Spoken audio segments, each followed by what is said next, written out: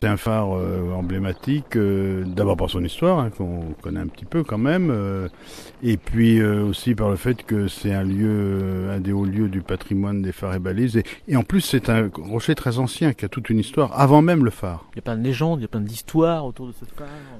Les gardiens, ils sont pas restés longtemps. Non, non, ils sont pas restés longtemps parce que l'administration avait mis quelqu'un qui était tout seul dans les débuts. Donc évidemment, les malheureux sont restés quelques temps, puis ils ont été changés souvent.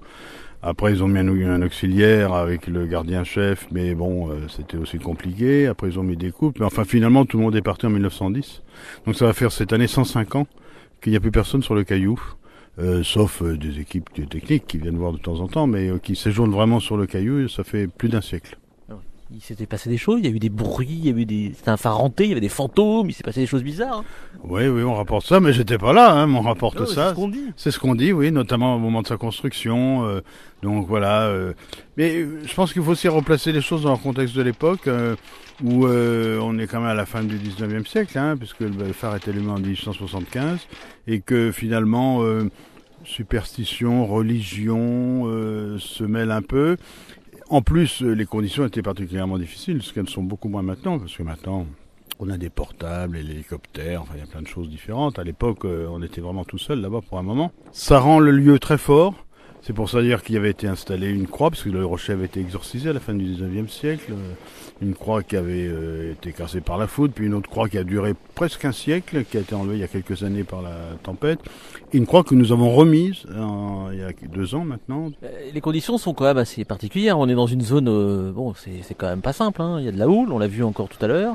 C'est pas rare que la marée, la mer passe complètement au-dessus. En hiver, oui. Par exemple, en un siècle, le toit est parti 3 fois. Bon, j'espère qu'il va rester le temps que j'y suis. On est à peu près à une 10-15 mètres au-dessus du niveau de la mer, hein, selon les marées. Et donc, quand il y a du très gros temps d'ouest, on connaît tous ces photos-là qui ont été faites en hélicoptère. Et on voit les vagues qui prennent leur élan sur les premières roches, qui montent à la saute Tévenec et qui passent par-dessus le toit, par-dessus la rambarde qui défonce tout. Comment vous allez vivre pendant tous 60 jours là, dans ce phare?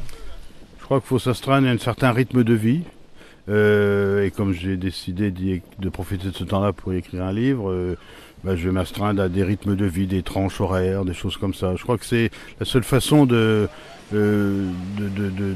survivre à une certaine monotonie finalement. Il faut que ça soit très organisé, contrairement à ce qu'on peut penser, je pense. L'électricité, ça va être fait comment ça? L'électricité va être faite par panneaux solaires avec un jeu de batterie tout simplement. Parce que bon, d'une part on n'a pas le droit de prendre l'électricité du phare, ce qui est normal, et donc on doit créer notre propre énergie, mais enfin il y a beaucoup de lumière toujours à Tévenec, donc je pense que ça va très bien fonctionner.